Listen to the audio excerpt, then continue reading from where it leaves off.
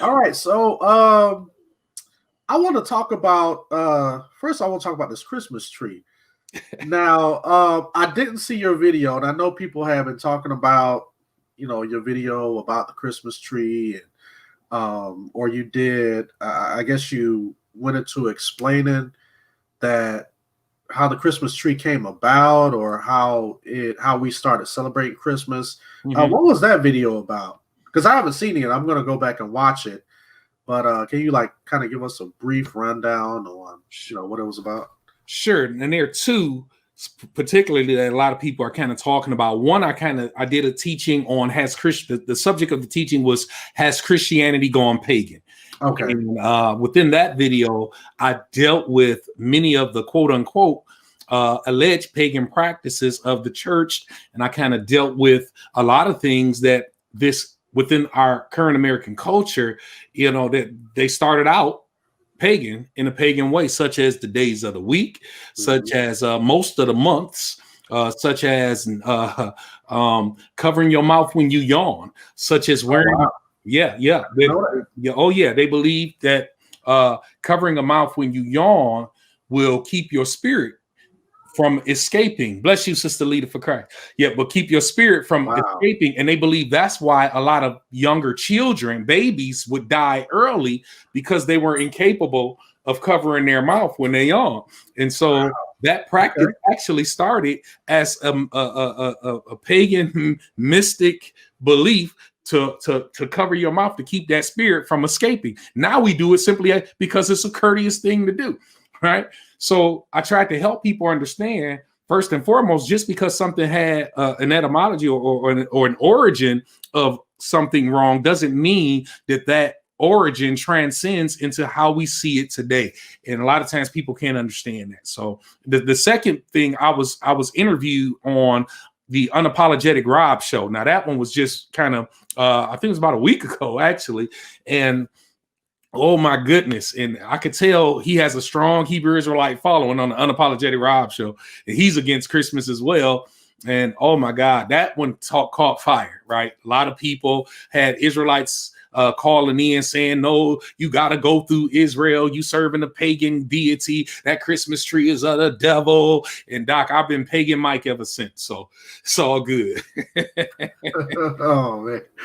Yeah, and I think that because I was doing some studies behind the Christmas tree, but I haven't looked into it for quite a long time. And, right. But because I remember when I started to get more into the faith, actually doing some studies, because YouTube had become popular, and there was different people making videos and talking about Christmas and it being pagan. So I just wanted to know, and I was doing a lot of studying and researching, and and I came to the conclusion that honestly, there's nothing wrong with celebrating Christmas. If how can I put this? It's really nothing wrong with celebrating Christmas, because now people, you got a lot of legalists out there, especially with the Hebrew Israelite community, the Judaizers and stuff like that. They're trying to make it seem like that anything that isn't in the Bible, you shouldn't be affiliated with it. I've got hit with the Jeremiah 10, I think it's 3-5, about the bringing in the tree into your house. And then when I read that scripture in its context, I was like, this doesn't have anything to do with Christmas, man. So, so have people hit you with that Jeremiah 10? Oh my goodness, God! This time of year, it's Jeremiah 10. That's the Christmas tree, because the lumber, depending on your translation, the carpenter cuts down the tree. They form it and they adorn it with gold. And say, that's it. That's the Christmas tree. Right. Now, people don't do research, and we live in the day where, thank God that technology is easily accessible.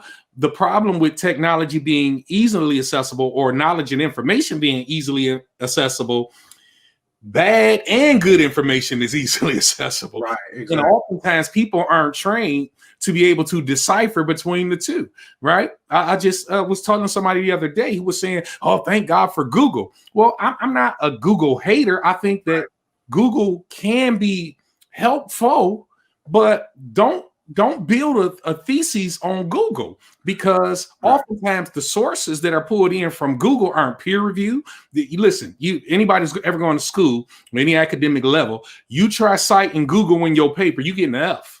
Right. You get an F because they're not, even if they say something that could be right, they aren't credible sources. And therefore, when you're trying to defend something in a strategic academic way, you've got to get verifiable resources. And I'm like you, I did my research and I'm like, man, this stuff has nothing to do. They talk about the feast or the ceremony of Saturnalia and all of this the solstice and all of these things. Excuse me, which were customs in different areas, but at the same time, those customs had nothing to do with Christmas. The only thing in common is that they're in the winter season. That's all. Yeah, that's it. That's because when I first started looking into like the origin of Christmas, I was running into the whole Saturnalia thing. Yeah. You know, all the time. You know, and people was just like, well, yeah, you know, this is from some pagan practice, and caroling came from people, you know, getting naked in the street and singing at people's doors and all of this stuff here. And then when I continued to study, I was just like, man, this doesn't even this doesn't add up. So I wonder where are people getting some of this information. But just like you said, you have to make sure that your sources are accurate and valid, you know, because, you know, being a Googleologist, you know, it, you know, it really doesn't hold any weight to scholarship, you know. So yeah, man, it's, you know, and I always tell people, listen, before you start putting out certain information, go and research, you know, do your study, and that's what an honest person does. But you know, if somebody's trying to push a narrative, then of course they're going to go by something that they've heard someone else say, and then they're just going to become an echo chamber for that person. Exactly. And yeah, so I definitely got to watch those videos because I definitely want to check it out. Oh yeah, Doc. Now the one I did when I was on the Unapologetic Rob show, man. Now that one there, I'm telling you, it got interesting.